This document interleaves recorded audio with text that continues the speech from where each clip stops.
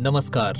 आइए आज संत तुलसीदास जी द्वारा रचित एक कवित्त को समझने का प्रयास करते हैं। ये कवित्त तुलसीदास जी के काव्य ग्रंथ कवितावली के उत्तरकांड में छंद संख्या 96 के तौर पर संकलित है। इस कवित्त में तुलसीदास जी ने वर्णन किया है कि भूख मनुष्य को भटकाती है और कई बार चरित्रहीन बना देती है। भूख मनुष्य को अधर्मी भी बना देती है। हर वर्ग पेट की आग बुझाने के लिए अच्छे और बुरे कर्म करता रहता है। तुलसीदास जी लिखते हैं, किसबी यानी मजदूर या श्रमजीवी लोग, किसान कुल यानी खेतीबाड़ी करने वाले लोग, कृषक लोग या किसान वंशी, बनिक यानी बनिए या व्यापारी, भिखारी भीख मांगने वाले लोग या भिखमंगे, भाट यानी राजाओं का यशोगान करने वाले या राजाओं की प्रशंसा और स्तुति करके अपनी आजीविका कमाने वाली जाति के लोग, चाकर यानी चाकरी करने वाले लोग, सेवक या नौकर, चपल नट यानी चंचलता या फुर्ती के साथ खेल तमाशे दिखाने वाले लोग, चोर यानी चोरी करने वाले लोग, चार यानी दूत या गुप्तचर के तौर पर कार्य करने वाले लोग, चीटकी यानी बाजीगर या जादू के खेल दिखाने वाले लोग। ये सभी लोग क्या करते हैं और इनकी क्या मजबूरियां हैं, ये अगली पंक्तियों में तुलसीदास जी ने वर्णित किया है। पेट को पढ़त, ये सभी लोग पेट के लिए ही शिक्षा ग्रहण करते हैं या विद्याएं सीखते हैं। गुण गढ़त, नए नए गुण स्वयं में पैदा करते हैं या नए कौशल सीखते हैं अथवा नई नई तरकीबें सोचते हैं। चढ़त गिरी, पेट के लिए लोग पर्वतों तक पर चढ़ जाते हैं। अटत, घूमते हैं। कहाँ घूमते हैं? गहन वन, गहरे या घने जंगलों में। अहन अखेटकी, दिन भर शिकारी इस प्रकार का संघर्ष करते हैं या शिकार की तलाश में घूमते फिरते हैं। अहन का अर्थ है दिन भर और अखेटकी से तात्पर्य है शिकार। आगे तुलसीदास जी लिखते हैं, ऊंचे नीचे कर्म, लोग पेट के कारण ही अच्छे बुरे कर्म करते हैं।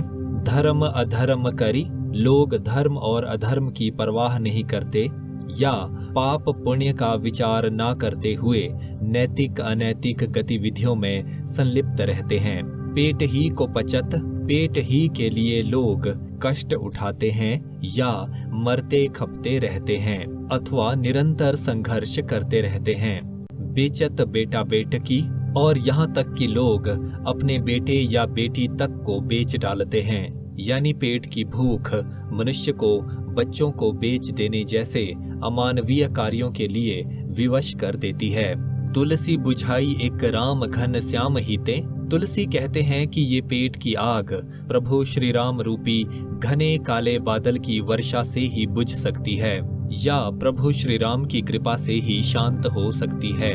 यानी मनुष्य के सांसारिक कष्टों का समाधान ईश्वर की भक्ति और ईश्वरीय कृपा प्राप्त करने पर ही हो सकता है। दूसरा अर्थ ये हो सकता है कि प्रभु श्री राम की कृपा से यदि बादल बरसेंगे तो अन्न उपजेगा और अकाल तथा भुखमरी दूर होगी। आगी बड़वागीतें, सामान्य आग से और बड़वाग्नि या समुद्र की आग से भी बड़ी है आगी पेट की। पेट की आग यानी भूख ज्यादा बड़ी होती है। तुलसी कहना चाहते हैं कि भूख मनुष्य को हर तरह से लाचार कर देती है, उसे अच्छे बुरे कार्य करने के लिए मजबूर करती है और पल प्रतिपल तड़पाती है। हालांकि प्रभु राम की कृपा से मनुष्य के सांसारिक कष्टों का शमन हो सकता है। कुछ विद्वानों का मानना है कि इस छंद में तुलसीदास जी ने घोर कलयुग का वर्णन किया है, जब अकाल और भुखमरी चरम पर है। और कुछ विद्वानों का मानना है कि तुलसीदास जी ने अपने समय में यानी मुगल कालीन समाज में फैली भुखमरी या अकाल की ओर संकेत किया है। इस छंद में मनुष्य जीवन की बेबसी और लाचारी का यथार्थवादी वर्णन है। प्रभु कृपा से और आध्यात्मिकता से सांसारिक दुखों पर विजय पाई जा सकती है और संसार को ज्यादा बेहतर बनाया जा सकता है, इस ओर भी संकेत किया गया है। इस छंद में अवधी भाषा का प्रयोग है। ये पंक्तियां कवित्त छंद में लिखी गई हैं, जिसकी एक पंक्ति में 31 वर्ण होते हैं।